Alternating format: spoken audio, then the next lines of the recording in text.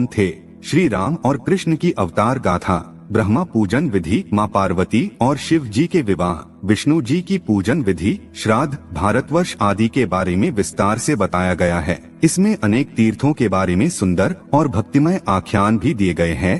साथ ही इस पुराण में कलयुग का भी विवरण दिया गया है। ब्रह्मा देव को आदि देव भी कहते हैं, इसलिए इस पुराण को आदि पुराण के नाम से भी जाना जाता है। नंबर 2 पर आता है पद्म पुराण। क्या आप जानते हैं कि पद्म पुराण, पद्मा पुराना क्या है और इसके रचयिता कौन हैं? पद्म का अर्थ है कमल का फूल। इसकी रचना भी महर्षि वेद व्यास जी ने संस्कृत भाषा में की तथा इसमें 55,000 श्लोक है। इस पुराण में बताया गया है कि ब्रह्मदेव श्री नारायण जी के नाभि कमल से उत्पन्न हुए थे और उन्होंने सृष्टि की रचना की। इस पुराण के 5 खंडों में सृष्टि खंड, भूमि खंड, स्वर्ग खंड, पाताल खंड और उत्तर खंड में भगवान विष्णु की महिमा, श्री कृष्ण और श्री राम की लीलाओं, पवित्र तीर्थों की महानता, तुलसी महिमा, विभिन्न व्रतों के बारे में सुंदर और अद्भुत विवरण दिया गया है। नंबर 3 पर है विष्णु पुराण। क्या आपको पता है विष्णु पुराण क्या है और इसके रचयिता कौन हैं? विष्णु पुराण एक पवित्र पुराण है जिसमें 23,000 श्लोकों के द्वारा भगवान विष्णु जी की महिमा का अद्भुत विवरण किया गया है। विष्णु पुराण के रचयिता पराशर ऋषि हैं। उन्होंने ये पुराण संस्कृत भाषा में लिखा। इस पुराण में देवी देवताओं की उत्पत्ति, भक्त प्रहलाद की कथा, समुद्र मंथन, राज ऋषियों और देव ऋषियों के चरित्र के बारे में तार्किक ढंग से बताया गया है। साथ ही इसमें कृष्ण और राम कथा का भी उल्लेख है। इसके अलावा इसमें ब्रह्मांड की उत्पत्ति, ग्रह नक्षत्र, पृथ्वी, ज्योतिष, आश्रम व्यवस्था, वर्ण व्यवस्था, गृहस्थ धर्म, वेद की शाखाओं, श्राद्ध विधि, विष्णु जी और लक्ष्मी माँ की महिमा आदि का भी वर्णन है। नंबर 4 पे है वायु पुराण।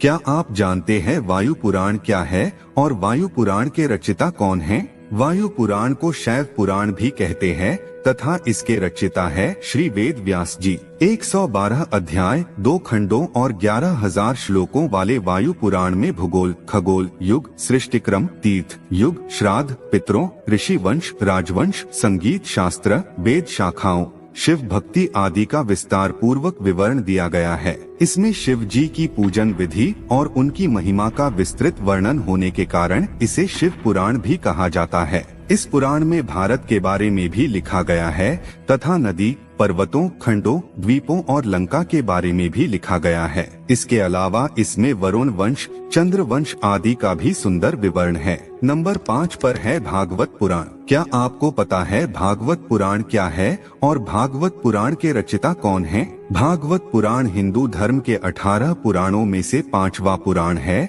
और इसे भागवत और श्रीमद् भागवतम के नाम से भी जाना जाता है। इसके रचयिता है वेद व्यास जी और उन्होंने इस पुराण को संस्कृत में लिखा। भागवत पुराण में 12 स्कंध और 18,000 श्लोक हैं। कहते हैं ये पुराण आत्मा की मुक्ति का मार्ग बताता है। इस पुराण का मुख्य बिंदु प्रेम और भाव भक्ति है। इसमें श्री कृष्ण को भगवान के रूप में बताया गया है और उनके जन्म, प्रेम और लीलाओं का विस्तार पूर्वक विवरण दिया गया है। इसमें पांडवों और कौरवों के बीच हो रहे महाभारत युद्ध और उसमें कृष्ण की भूमिका के बारे में भी बताया गया है। साथ ही श्री कृष्ण ने कैसे देह त्यागा और कैसे द्वारिका नगरी जलमग्न हुई और कैसे समस्त यदुवंशियों का नाश हुआ ये भी बताया गया है। नंबर 6 पर है नारद पुराण। क्या आपको इस बात की जानकारी है कि नारद पुराण क्या है और नारद पुराण के रचयिता कौन हैं? नारद पुराण को नारदीय पुराण भी कहते हैं। ऐसा माना जाता है कि ये वैष्णव पुराण स्वयं नारद मुनि ने कही,